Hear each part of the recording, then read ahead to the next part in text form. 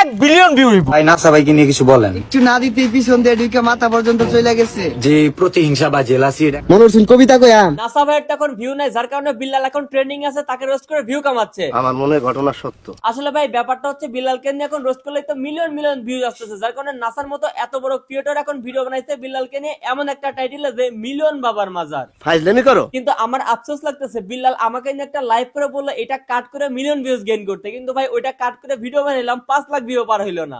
This gift for কেএসকে প্রিয়া কাট দাও million view নাও। এত সোজা? তাইলে কি বিল্লালকে রোস্ট করার কারণে তার পতনের দিনকার শুরু হয়ে গেল আর পিছনের মধ্যে বাস চলে গেল? কাজটা ঠিক হয়নি। কিন্তু অনেকেই বলতেছে নাসা ভাই নাকি তার লাস্ট ভিডিওর মাধ্যমে বিল্লাল ভাইকে বাস দিয়েছে। সত্যি? কিন্তু বিল্লাল সেটাকে মানতে নারাজ।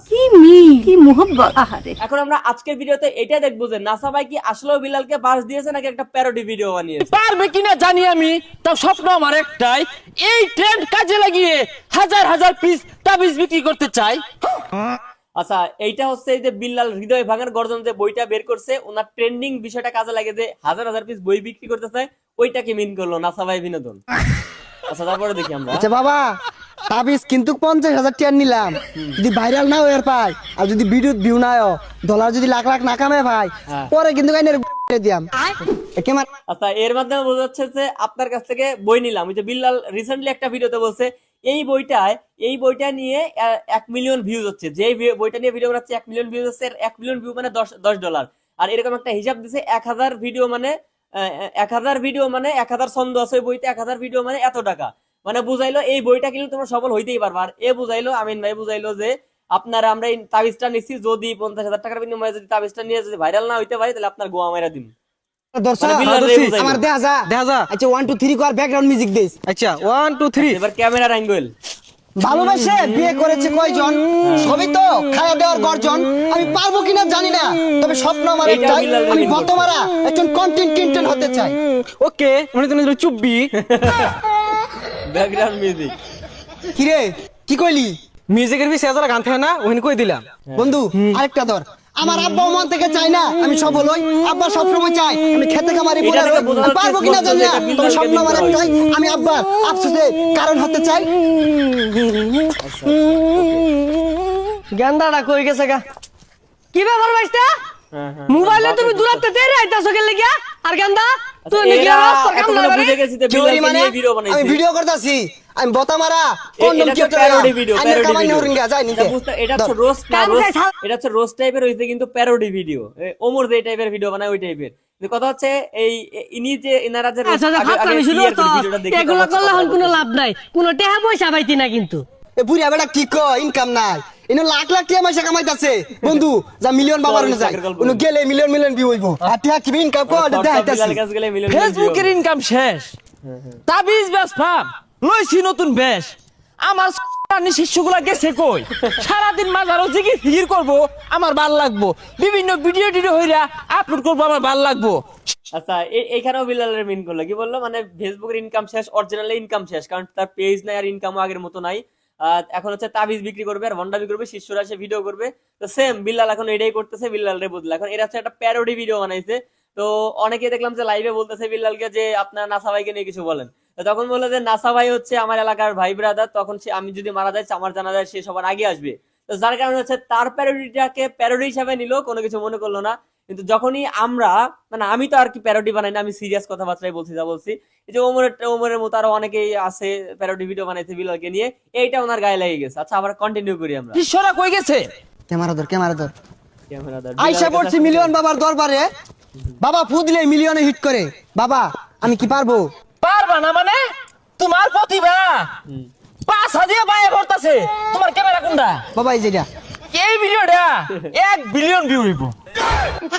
ওই যে শর্টস অফ বিল্লাল বলে না, এই যে আপনার মাইক্রোফোন ছুঁয়ে দিলাম এই ভিডিওটা 1 মিলিয়ন ভিউ হবে, এই যে তোমার মাথায় হাত দিয়ে দিলাম ফু দিয়ে দিলাম 1 মিলিয়ন ভিউ হবে, ওইটাই মিন করলো। আবারও প্রমাণ হয়ে গেল এখানে বিল্লাল রে মিন করছে, মানে বিল্লাল নিয়েই ভিডিও বানাইছে। এটা কেমনে সম্ভব?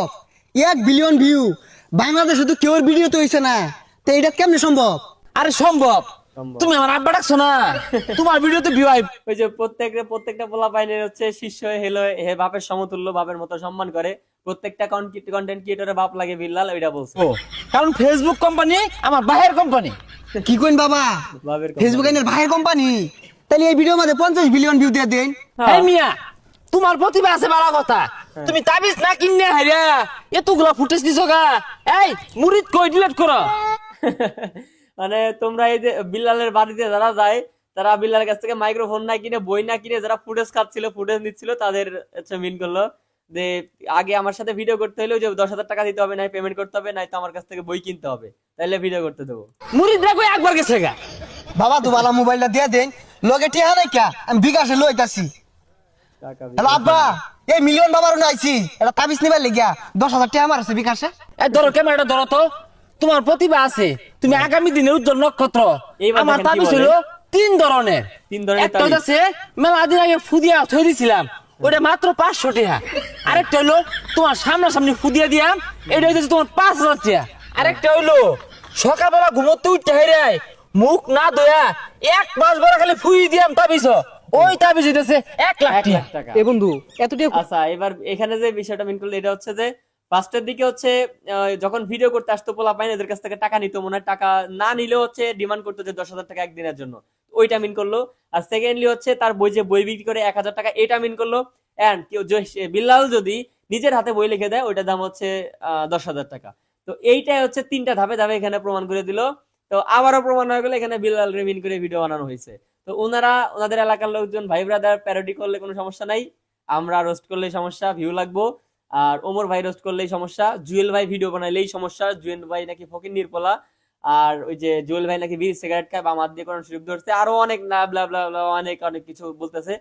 কথা হচ্ছে ভাই ওই যে নিজের গোয়ায় ঘুর রেখে আরেকজনের গোয়ায় যে খুশানো যে বিষয়টা, হেবি টিয়া তো নাই। বাবা এত টিয়া তো নাই, কেমনে কি আরাম?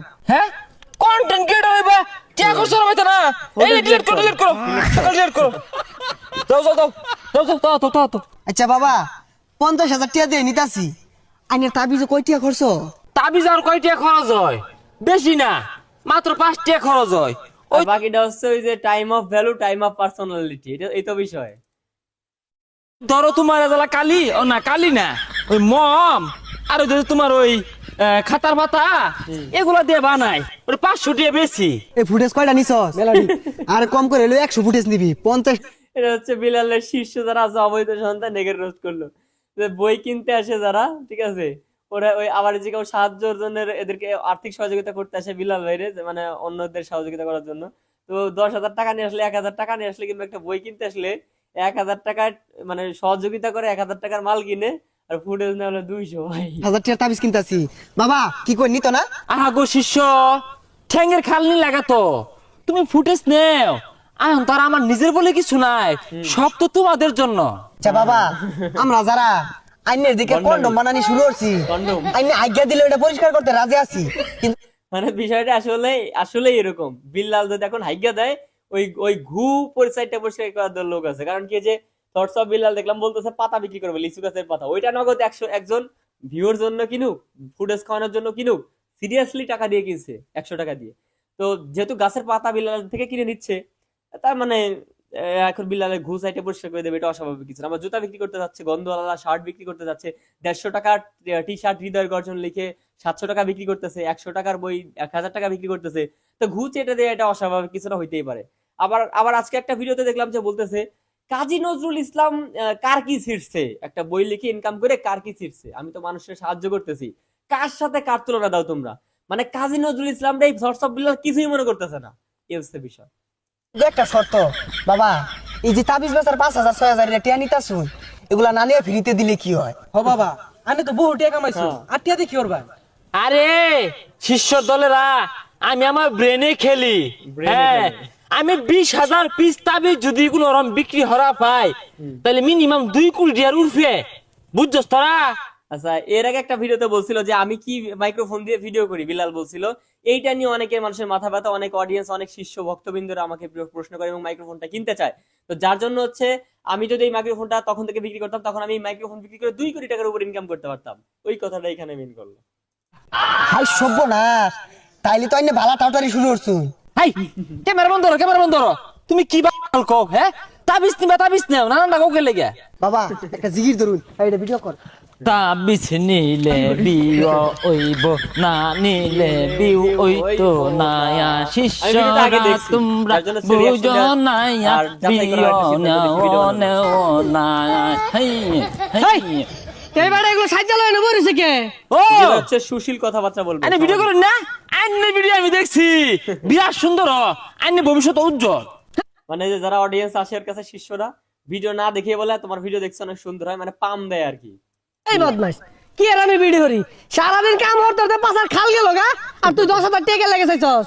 এই যে বাবার তো তাবিজ নিবার আইছি আব্বা, ভিডিও মেলা লাগলা হচ্ছে আর নিশ্চিত ভাইরাল, লাখ লাখ টিয়া।